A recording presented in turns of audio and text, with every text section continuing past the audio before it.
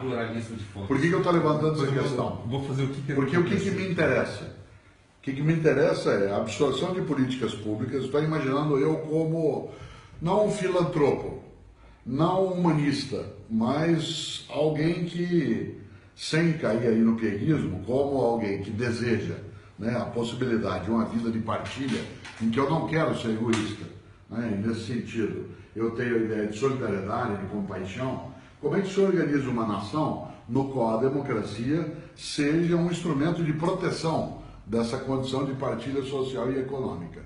Porque, até o momento, ela é um contributivo destrutivo. Isto é, no momento que você pode eleger, tal como nós o fazemos desde 1989, né, um conjunto de governantes que são a nossa escolha, essa escolha é aquela do domingo, certo? Em que você se envergonha de ver passar aquele conjunto. A questão é, não é que nós temos uma população que não sabe votar, né? Nós temos uma elite que não consegue, né, gerir uma nação de maneira, como pode, por exemplo, a elite norte-americana fazê-lo, né? Sim. Os pais da pátria, nós temos o pai da pátria mais recente nosso. Padrastos da pátria. Exatamente. O que é o padrasto da pátria? E aqui é um cara que é uma elite que não cuida do país. É a elite mesquinha que a gente tem. E que o PT acabou assumindo no seu modo de ver de algum jeito. Eu acho que o PT, na realidade, ele é a face oportunista dessa elite que vendeu a imagem de que ia mudar o país e as estruturas de modo populista, roubando do mesmo jeito como se roubava antes, mas com marketing de salvação nacional.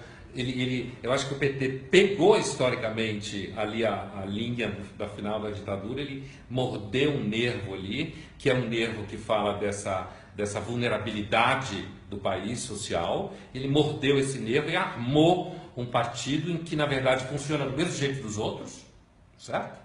Igualzinho aos outros na sua dimensão fisiológica, mas que tem um objeto de marketing diferente, que é essa ideia de que ele representa a população, representa os pobres, é mais honesto, é mais justo, e nesse processo ele elencou inclusive muitas pessoas que tinham um desejo, inclusive verdadeiro, de causar algum tipo de transformação no país, e aí ficam sofrendo de alguma forma e tal. Então isso que eu quis dizer acho que o PT na mesa da última ceia dos padrastos, tem uma cadeira junto com todos os outros. Agora, se você observa aquilo que a gente chama, por exemplo, de políticas compensatórias, seja no Brasil, seja na América Latina, ou políticas sociais includentes, aquelas que fazem com que a gente não tenha a vitimação das pessoas. Eu gosto muito, quando Henrique Dussel, ele, em vez de usar a expressão excluídos, ele usa a expressão vítimas.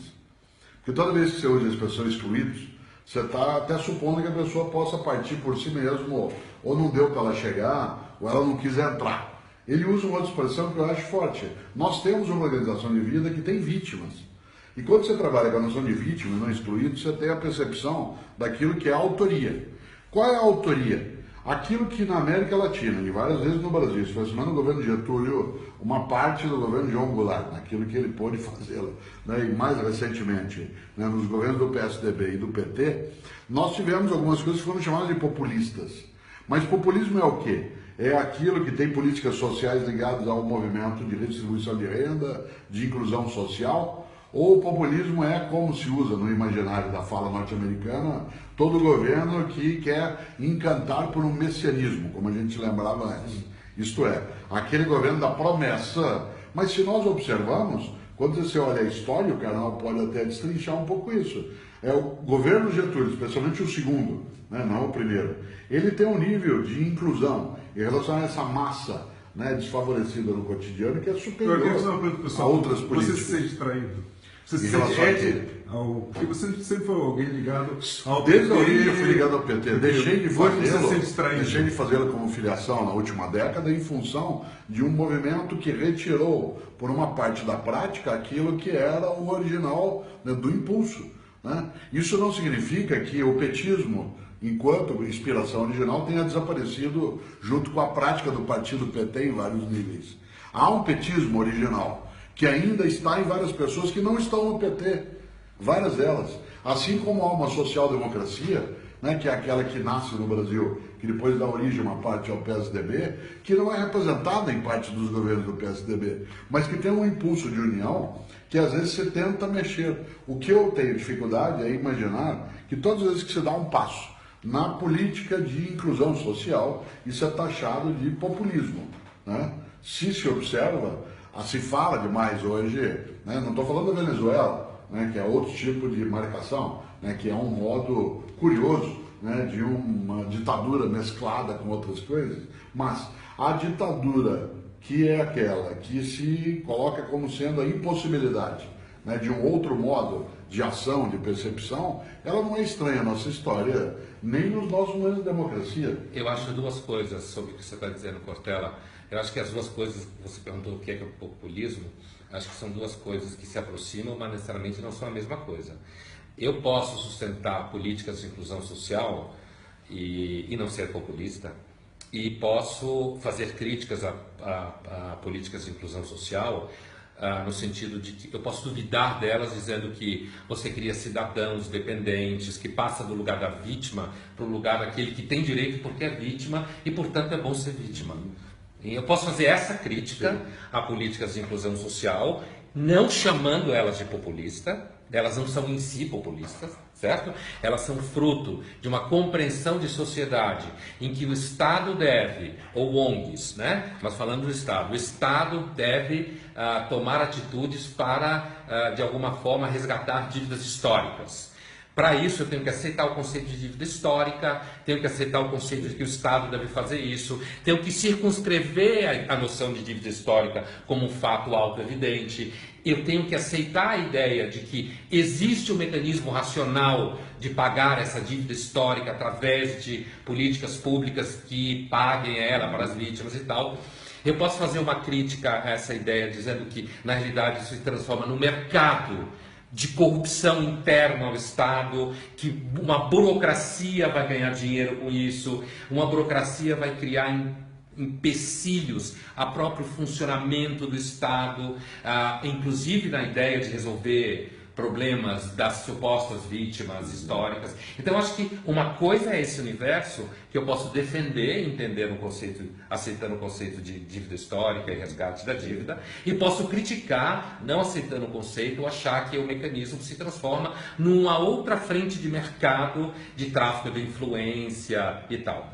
Populismo, eu acho que o populismo cruza com isso, que não é a mesma coisa, quando, por exemplo, o Lula se vende hoje como defensor dos mais fracos e oprimidos. Aí eu acho que ele está sendo um populista, porque ele está trabalhando como imagem pública de que ele é operário, de que ele venceu trabalhando pelo povo, de que ele representa uma preocupação social, quando na realidade o trajeto dele, que aparentemente vai se desvelando do ponto de vista da investigação, é de alguém que se aproveitou da máquina patrimonialista, que ganhou muito dinheiro com isso, assim como outros fizeram. Não estou dizendo que não tem mais gente que fez isso, mas eu acho que aí o populismo cruza com esse outro tema, que não é em si populista, você pode aceitar ou criticar em outra chave, mas aí cruza na hora que uma figura como Lula vai e quer se vender ainda como vítima da elite. Quer dizer, o Lula viveu melhor com a elite do que nós todos aqui.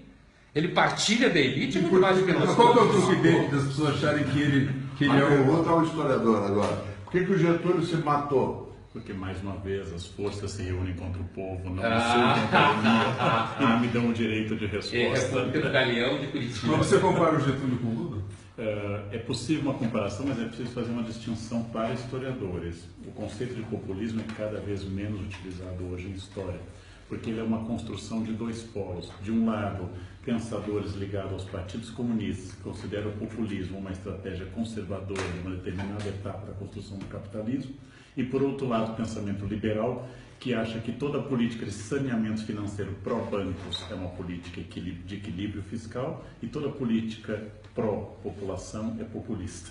Então, que é uma construção ora comunista, ou marxista mais clássica, ora uma construção... O é saneamento. Exatamente. O Bolsa Família é populista. Então, Getúlio como um homem que tem as três condições do populismo clássico de Verfort: figura carismática, momento de crise, transferência de população rural para urbana.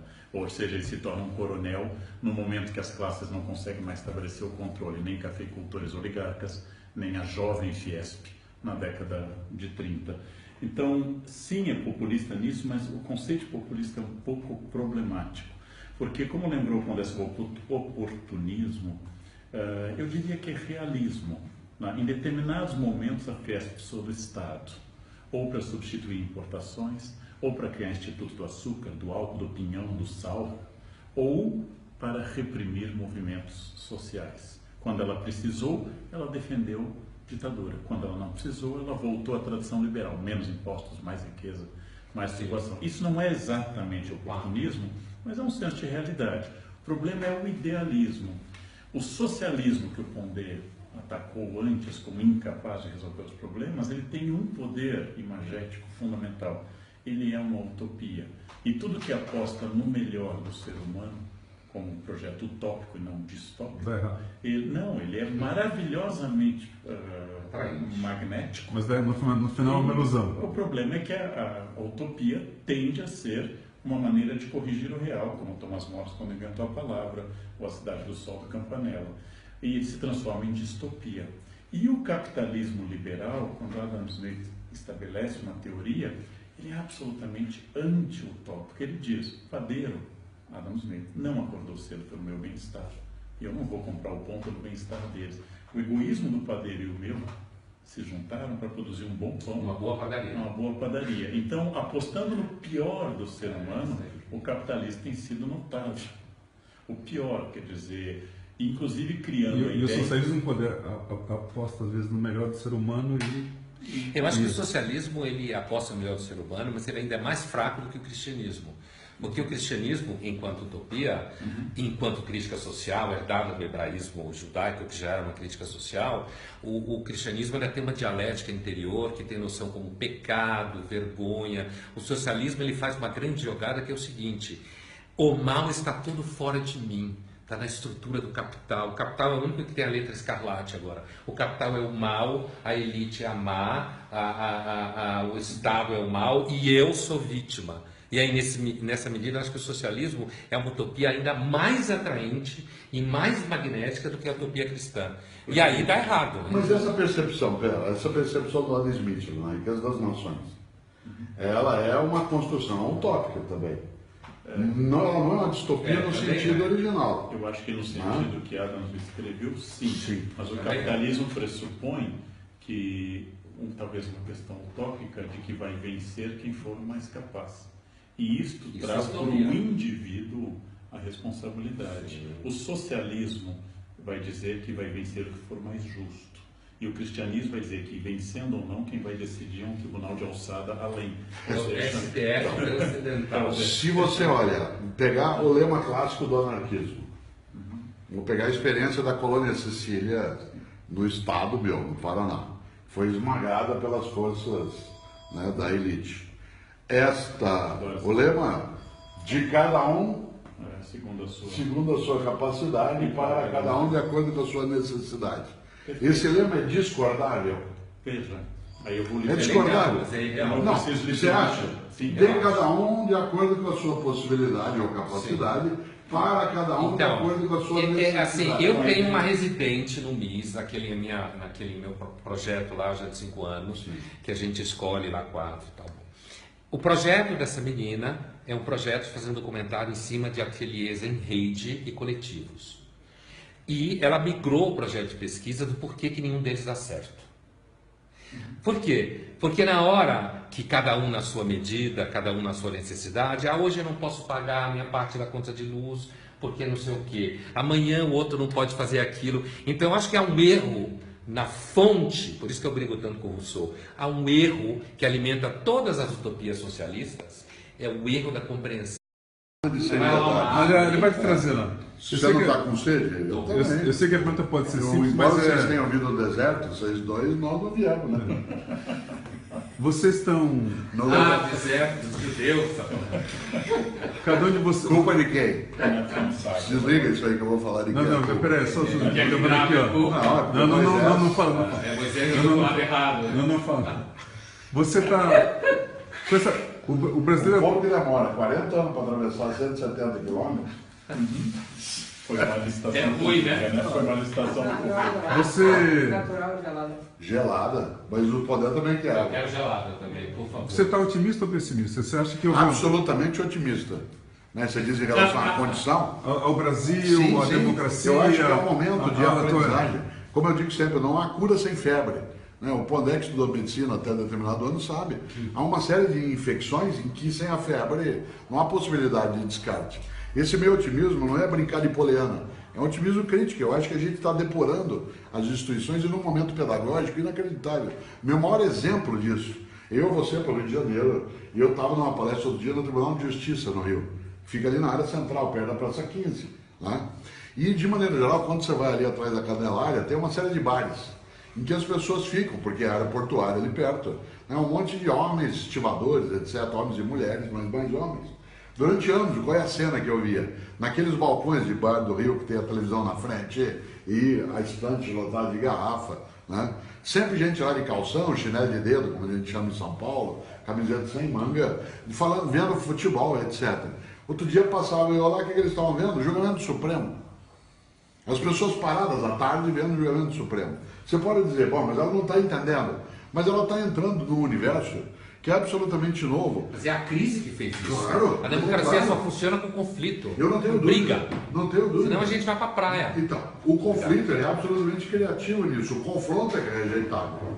A questão é que nós passamos do conflito ao confronto com uma velocidade grande agora, porque as cicatrizes não fecharam. Sim. E a democracia, ela é a capacidade de você impedir que o conflito vire confronto. E nós temos hoje uma condição de gerar confronto no mau sentido que a expressão pode ter. Confronto é a tentativa de anular o outro. O conflito é a divergência, né, de postura, de ideias. E eu acho que eu tenho esperança. Essa esperança não vem, né, apenas de uma brincadeira que às vezes se faz em relação ao mundo melhor, né, mas em relação a uma condição de que esse aprendizado, nós teremos que ser mais tolos do que já pudemos ser, para que a gente não tenha esta ocasião de elevar a nossa condição. Você está feliz de algum jeito? Eu estou sempre feliz de vários modos. A felicidade não é um estado permanente, né? Se ela fosse, alguém sempre feliz é tolo. Né? A felicidade contínua é um sinal de tolice. A felicidade, ela eclode em alguns momentos, é como água. Agora, eu gosto de água quando eu tenho sede. Tomar 10 copos para fazer exame de ultrassom de vias urinárias é insuportável. Você trazer esse só de coisa boa. Só para registrar, o que importa. é felicidade para você, Portela? Felicidade é a capacidade de eu sentir fertilidade. Isto é, que eu não desertifico o futuro, que eu não esterilizo o sonho, que eu não apodreço a minha esperança. Isso é felicidade. Então o Brasil está num momento fértil, apesar dessa crise. Absolutamente fértil. Embora você tenha ali a possibilidade do estrume circular por todos os lados, vamos lembrar, né, que o estrume, ele é absolutamente fértil. Humus em latim. De onde vem humano e vem humilde. Nós estamos num momento de exercer a humildade e de aproveitar o estrume como sendo o lugar onde a flor nasce no asfalto. Carnal, você está otimista? Tem um aprendizado interessante da democracia? Eu sou um otimista melancólico, sempre fui. Otimista e melancólico. Os perfeitamente otimistas me parecem mal informados. E os perfeitamente melancólicos me parecem sem ter o que fazer. Nós temos indicativos históricos de novidades. Exemplo, temos um milionário branco preso. Isso não é comum na história do Brasil. Eu quero pegar um exemplo como tipo ideal weberiano. Nós temos milionários presos. Tipo ideal vermelho baiano, né? Tu não dizes. Apaga isso aí. Vermelho baiano. E nós temos também o fato de que todos os governos do Brasil investigaram como corruptos os governos de oposição anteriores. É o caso Getúlio, que mandou prender Washington Luiz e Prestes, não Luiz Carlos, mas o candidato vitorioso, Júlio. É o caso dos militares que mandaram investigar e prender Juscelino Kubitschek. Neste momento, nós temos gente de primeiro escalão do governo em curso preso. Nós temos eminências pardas do governo presos, quando o governo gozava, inclusive, de imensa popularidade. Isto é um avanço extraordinário. Significa que os poderes estão independentes. Os poderes estão funcionando. Eu não pressuponho que eu vou citar um pensador conservador, sobre o seu livro das ideias conservadoras, João Pereira Coutinho, eu não pressuponho que seja a função do governo garantir o paraíso, porque nós somos expulsos deles sem sursi, não tem licença natal, nós não voltaremos ao paraíso, mas é função do governo evitar o inferno. E eu acho que, pegando uma ideia boa também do Cortella, evitar o confronto, mas que essa divergência de ideias vem num país de tradição católica rasa, de pouco debate intelectual, prático e político, numa geração mais mimada que a média, que não gosta que seja contrariada, então parte para o insulto e para a qualificação. E, apesar de tudo isso, eu acho que este é um momento muito bom, porque nós estamos discutindo os fundamentos da nação. Os deputados estão agora expostos nessa vitrine, tudo aquilo que era uma convicção das pessoas está sendo questionado. Então, voltando à questão, eu também me sinto feliz, porque, tomando uma ideia do Luc Ferry, eu levo uma vida que eu acho que vale a pena, porque eu acho produtivo, eu interajo com as pessoas, eu tenho momentos bons e ruins. Agora, por que eu me sinto em particular feliz hoje? Porque eu já fui infeliz. Então, eu posso fazer a comparação. Se eu for mais feliz no futuro, eu vou dizer que esse momento foi de infelicidade. Você foi infeliz quando? Quase toda adolescência e juventude, porque eu tinha esse sentido nietzschiano da tragédia como geradora de vida. Eu fui muito infeliz quando eu trabalhava com sentido O nietzschiano, de verdade, não teria sobrevivido. Não. E você, Padre, você está otimista, está pessimista? Olha, eu não sou muito dado a roubos otimistas, né? A brincadeira, inclusive, que o Cortella faz, a gente sempre faz, ele sempre faz, e num dia que o mundo for melhor, ele me convida, já que eu escrevi um livro chamado Contra o Mundo Melhor, né? Então, mas isso por conta, especificamente, de uma crítica a uma tradição filosófica que eu critico e tal, de salvacionismo político e tal. Agora, eu acho que eu concordo com os colegas de que hoje você tem alguns elementos que aparentemente apontam para ganhos institucionais no país. É claro que talvez daqui a 10 anos aconteça alguma coisa, isso mude. Eu não acredito em avanço histórico, não acredito necessariamente em progresso, não acho que a história tenha sentido nenhum, não acho que exista um fundo moral nas ações dos seres humanos ao longo do tempo. Acho que às vezes o progresso pode ser uma tragédia, acho que as sociedades muito organizadas ao redor de felicidade também pode criar todo tipo de patologia e de problemas. Bom, eu estou dizendo isso para dizer que eu não sou, digamos assim, um otimista filosófico, nem acredito de que necessariamente hoje seja melhor. Quer dizer, será que o homem do Alto Paleolítico era mais feliz do que nós? Que é uma época, eu acho que é o clímax da humanidade, na verdade, mas assim, né, cerca de 30, 40 mil anos atrás. Então assim, mas voltando um pouco para a Terra, eu acho que há indícios, nesse momento específico, eu elencaria dois.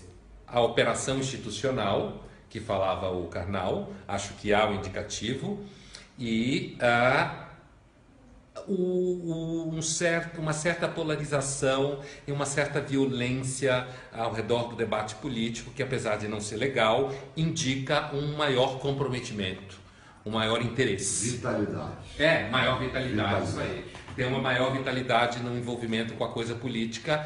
E aí, é claro, traz contradições, do tipo, eu acho que cedendo o conflito pode voltar o desinteresse. Eu acho que a democracia fica mais viva no sentido da soberania participando, justamente quando há conflito e há tensões e tal. Eu elencaria esses dois fatores como momentos atuais, assim, que apontam, no caso do Brasil, para um tipo de melhoria. Agora, eu tenho a impressão que a ideia de que se o mundo está avançando ou não, a gente deve ser otimista com o mundo ou não, eu tenho uma percepção geral de mundo que, assim, eu acho que a questão de gênero, direitos sociais, para mim, está na mesma gaveta da capacidade de produção de Bolsa Prada. Quer dizer, são produtos caros, que dependem de uma base de riqueza aqui embaixo, como eu falava no começo com relação à Dinamarca, Noruega e Suécia, são sociedades muito ricas, né, que conseguem produzir um nível de vida muito avançado. Então eu acho que se tivesse de fato uma crise do capitalismo universal, coisa que nunca teve, porque o mundo só enriquece nos últimos 250 anos. Se houvesse de fato uma crise radical no capitalismo, a gente voltava para a história em 2 horas. Os homens iam continuar a se matar e as mulheres iam morrer de parto. Então, eu vejo na realidade o mundo como a pré-história nos olha pela fresta da porta. Não é o Messias, não é Deus que olha pela fresta da porta, mas é a pré-história. Qualquer crise no mecanismo de produção de mercadoria em larga escala pode nos levar a uma entropia total. Eu acho que às vezes a gente esquece disso quando a gente fala de sociedade, de mundo melhor, quando a gente fala de direitos, a gente parte do pressuposto como se a lógica de produção de mercadoria que enriqueceu o mundo até hoje fosse um dado da natureza e não um dado perene. Tacar que agora você vai falar. Não, eu só queria dizer uma última coisa sobre a felicidade, né? Quando ele perguntou para você sobre o que é felicidade, eu tenho uma percepção de felicidade assim, que assim, normalmente os momentos em que eu me sinto melhor são momentos em que eu consigo ser generoso. Eu faço uma relação entre felicidade e generosidade. Eu acho que a felicidade é um estado de espírito em que a pessoa consegue ser mais generosa, olhar menos para ela. Por isso que eu acho que todo mundo que está sempre muito preocupado consigo mesmo, ele é ingrato e ele é infeliz e pouco generoso. Por que eu estou otimista? Porque o Brasil está vivendo hoje uma revolução francesa sem sangue. Espero que assim continue até o livro sair. Nunca as pessoas, nunca tanta gente foi presa por malversação de recursos. Nunca o poder, seja de direita ou de esquerda, foi checado, chocado. O Cunha pode estar aí no poder, que é o que é lamentável, mas ao mesmo tempo ele está sendo atacado de todos os lados. Nunca as pessoas tiveram tanta informação num prazo tão curto e nunca as pessoas perceberam a gravidade que tem o voto. Que se você vota em alguém, você pode ter uma consequência grave. E que o governante ele vai ter que dar respostas o tempo todo, toda hora, em tempo real, e que se ele ficar no poder e for mal, ele pode sair no meio por uma série de pressões. Então eu acho que esse sangue que está vendo, entre aspas, aqui, ele revela uma democracia mais participativa, mais conectada. Eu tenho muita esperança que cada vez mais as pessoas vão exigir mais eficiência do Estado, vão exigir melhor serviço de saúde, de habitação. O governo não vai conseguir subir os impostos como gostaria, vai ter que melhorar a gestão. Então eu acho que o que nós estamos vivendo agora é uma etapa maior. A gente vai sofrer muito, vai ter muito desemprego, vai ter muita gente quebrando. Você anda nos bairros aqui, placa de alugas esse tempo todo, mas eu estou convencido que a gente está numa época de libertação, de uma relação diferente entre o cidadão e o Estado, que a gente vai exigir mais, vai ficar mais atento e vai eleger pessoas melhores, porque a gente vai ser melhor. Se a gente não gostou da cara de quem votou impeachment, é porque, como disse o Karnal, aquilo lá era o Brasil. Mas acho que o Brasil pode ser mais educado. Eu vejo office boys, empregados domésticos fazendo faculdade à noite, sonhando com conhecimento como setor central. Agora também tem o seguinte, se eu não acreditasse que o Brasil vai melhorar, talvez não acreditasse em mim. E eu tenho que acreditar em mim. Outro dia eu estava... Só para dizer que essa discussão toda aqui que você está gravando vai resultar num livro, Karnal, de Mestein, Cortella, Pondek, Pensam Diferentes, sobre ética, democracia e política.